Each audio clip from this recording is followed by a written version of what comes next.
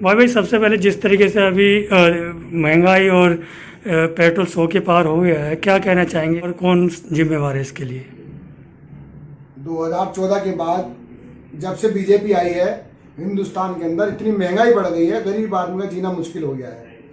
और दूसरा जो दिल्ली के अंदर सीएम केजरीवाल जी बैठे हुए हैं, उन्होंने आज 30% दिल्ली के अंदर वेट लगाया हुआ है। मैं उनसे कहना चाहता हूँ जो और जो स्टेट हैं उन्होंने 18% है, कहीं 20% है, कहीं 22% है, उन्होंने 30% जो वेट लगाकर जो दिल्ली के ऊपर जो बोझ बढ़ाया है, उनसे भी बहुत बड़ी महंगाई बढ़ रही है। मैं उनसे भी मांग करता हूँ उसे अपना वेट कम करने का काम करें। जी, तो 100 के पार हो गया, पेट्रोल गैस पार हो गई है, तो क्या लगता है इसकी जिम्मेवारी गलतियां जो हैं, गलत नीतियां हैं? ये जो रेट बढ़ रहे हैं दिन ब दिन, ये केंद्र सरकार की सबसे बड़ी खामी है।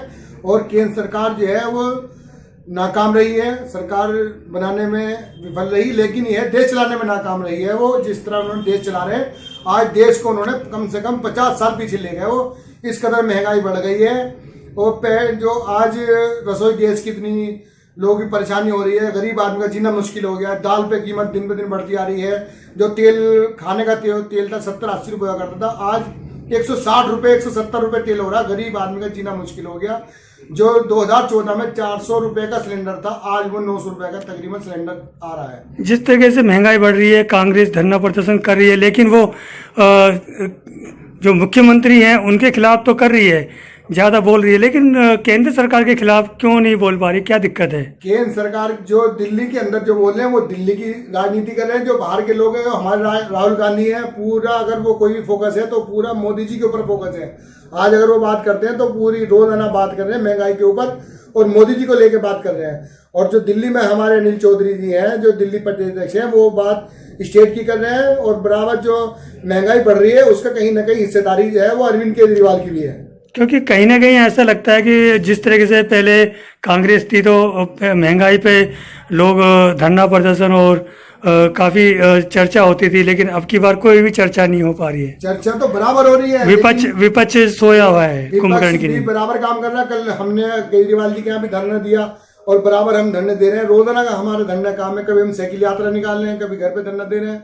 और कहीं इसके अंदर जो जिम्मेदार है वो केजरीवाल भी है और केंद्र की तरफ से, मोदी सरकार की तरफ से ही ये महंगाई बढ़ रही है। और मैं जो जिम्मेदार मानता हूँ वो केंद्र सरकार को, मोदी जी को या बीजेपी को मानता हूँ। कैलाश जी, सबसे पहले तो जिस तरीके से महंगाई और पेट्रोल 100 के पार हो गया है, सिलेंडर भी 850 के करीब हो गया है, क्या कहना चाहेंगे सरकार को? इस पर किसकी जिम्मेवारी है?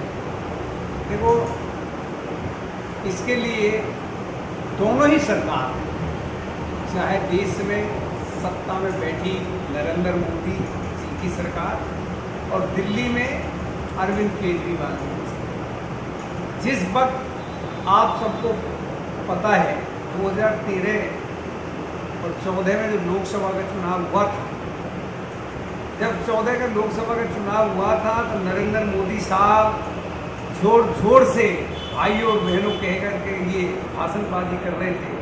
और उनके सहयोगी जितने भी थे, अरुण जेटली साहब आज नहीं है दुनिया में, सुषमा स्वराज जी, राजनाथ जी, गडकरी जी, ये सब एक ही बात कहते थे कि 70 रुपये लीटर पेट्रोल का भाव हो गया, डीजल के दाम बहुत बढ़ चुके हैं। उस समय 415-20 रुपये का गैस का सिलेंडर है।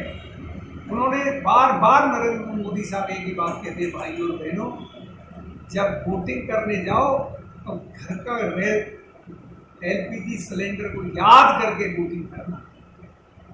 तो मैं एक बात कहना चाहता हूँ, इन्होंने जो वायदा किया था, ये जो सरकार केंद्र में आई थी, ये सिर्फ इसी बात को आई थी कि तेल के दाम, चाहे वो खाने का सरसों का हो, दलहन का दाम, पेट्रोल डीजल के दाम, गैस सिलेंडरों के दाम, डॉलर का रुपया के मजबूती का दाम, इनके ऊपर ये लोगों ने भरोसा किया कि मोदी सरकार जी की सेंटर में गवर्नमेंट आएगी तो इनके शायद कीमत आधी रह जाए। जबकि उस समय जो कच्चा तेल का रेट था वो लगभग 140 रुपए डॉलर का लीटर का भाव, एक बैरल का जी। जब मनमोहन सिंह जी की जी सरकार। जी। और आज मेरे ख्याल में 70 के लगभग है, 70-80 के। उस हिसाब से पेट्रोल का दाम 35 रुपये होना चाहिए, लेकिन 35 की जगह 100 के पार, यानी 100 आज की डेट में 102-3 का रेट है। और जब भी पेट्रोल या डीजल के रेट बढ़ेंगे तो तमाम जितनी भी चीजें हैं उन पर महंगाई होगी, निश्चित तौर पर होगी। इन लोगों ने जो वायदा किया था पब्लिक के साथ, वो सारे के सारे वायदे झूठे और नाकाम साबित हुए हैं। इन्होंने कहा था कि हर साल 2 करोड़ युवाओं को नौकरी देंगे। मैं समझता हूँ 2 करोड़ नौकरी तो छोड़िए, तमाम जो देश की संस्थाएं हैं उनको निजीकरण बेचने का काम कर रहे हैं। तमाम देश को बेचा जा रहा है, गिरवी मजदूर से ज़्यादा हुआ है। आज